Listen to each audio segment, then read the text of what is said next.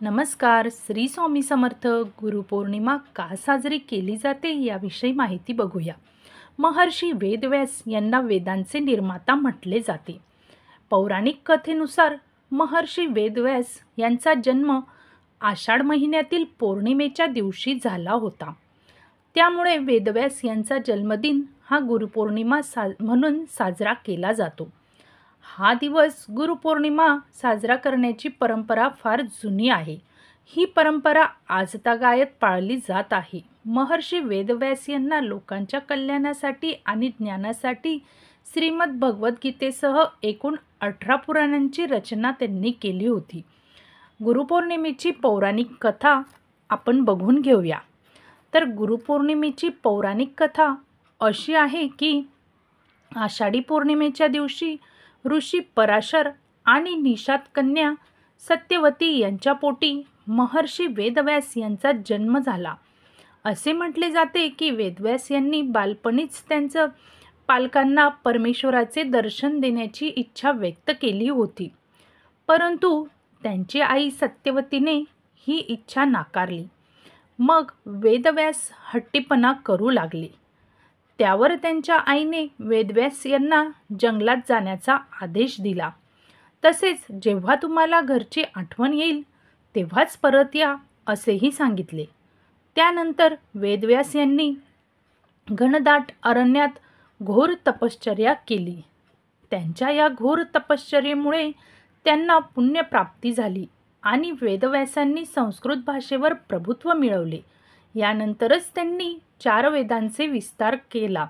तसेच महाभारतासह ब्रह्मसूत्र आणि 18 पुराणांची रचना केली.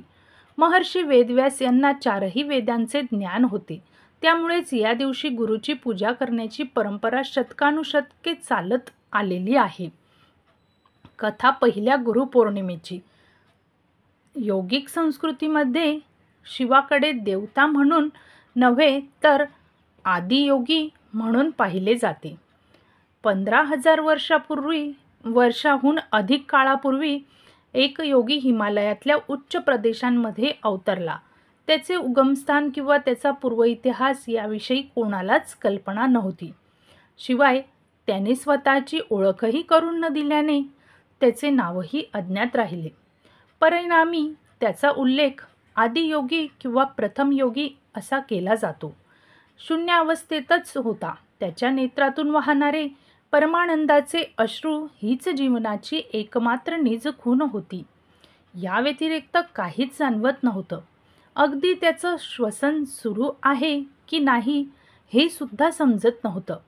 तो काही गूढ अनुभूती घेत असल्याचं तिथल्या लोकांना जाणवलं, ज्याची ते कल्पनाही करू शकत नव्हते. सारंच अगम्य होतं. ते लोक आले, काही वेळ त्यांनी वाट पाहिली आणि अखेरीस ते निघून गेले, कारण गूढ अनुभूतीत हरवलेल्या त्या योग्याला भोवतालचे भान उरले नव्हते. पण केवळ 7 माणसे तेथे थांबून राहिली. या आदियोगीकडून ज्ञान ग्रहण करण्यासाठी ती 7 माणसे आग्रही होती, पण आदियोगींनी त्यांच्याकडे दुर्लक्ष केले. त्या 7 जणांनी प्रार्थना केली, जे गुह्यज्ञान आपल्याला प्राप्त झाले आहे ते आम्हालाही प्राप्त करण्याची इच्छा आहे. त्यांची विनवणी धुडकावून लावत आदियोगी गरजले, मूढमतींनो, तुम्ही आज ज्या अवस्थेत आहात त्यावरून हे स्पष्ट होतं की लाखो वर्षांमध्येही तुम्हाला ज्ञानप्राप्ती अशक्य आहे. हे प्राप्त करण्यासाठी तुम्हाला कठोर तपस्या करण्याची आवश्यकता आहे. हा काही पोरखेळ किंवा मनोरंजन नव्हे. पण त्या 7 जणांचा अट्टाहास इतका तीव्र होता की आदियोगीने त्यांना काही पूर्वतयारीचे टप्पे सांगितले.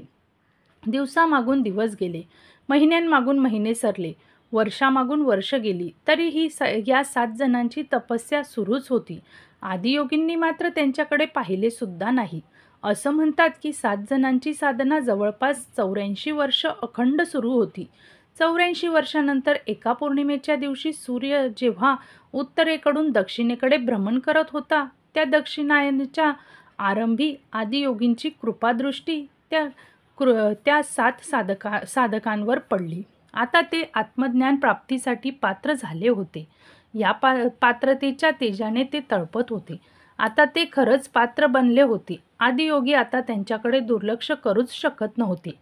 आदियोगीने त्या 7ही जणांना जवळून न्याहाळले आणि जेव्हा आकाशात पूर्ण चंद्र दिसला त्यावेळी त्याने गुरुच्या भूमिकेत जायचे ठरवले. ती पूर्ण चंद्राची पौर्णिमा गुरुपौर्णिमा म्हणून ओळखली जाते. पहिल्या योगाचे रूपांतर आदिगुरु होण्याची पौर्णिमा म्हणजे गुरुपौर्णिमा. तो आदिगुरु दक्षिण दिशेला वळला आणि त्याने आपल्या सप्त शिष्यांना योगशास्त्राचे ज्ञान दिले. म्हणूनच तो दक्षिण मूर्ती म्हणून प्रसिद्ध आहे. हीच ती दक्षिणायनातील पहिली पौर्णिमा, हीच ती गुरुपौर्णिमा, ज्या पौर्णिमेला आदिगुरूंचा म्हणजेच ब्रह्मांडातल्या प्रथम गुरूंचा जन्म झाला.